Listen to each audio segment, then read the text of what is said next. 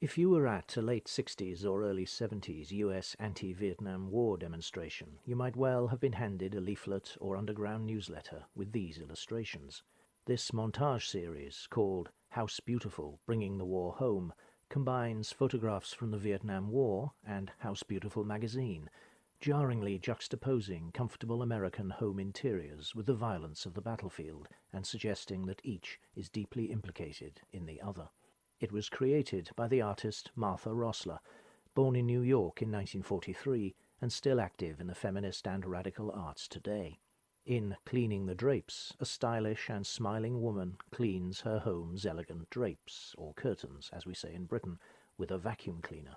She comes from a General Electric advertisement in House Beautiful, October 1968.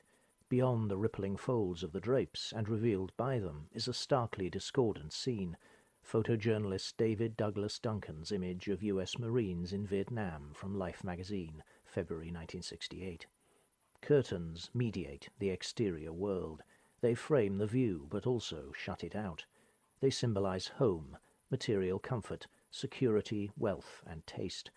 Yet, despite the efforts of the American housewife, an archetype targeted by many of Rosler's feminist critiques, to keep things in order, the drapes shift and reveal the world beyond, a reminder that the political, economic, and technological systems that create the comforts of home are also responsible for this war on the other side of the world and on the other side of the drapes.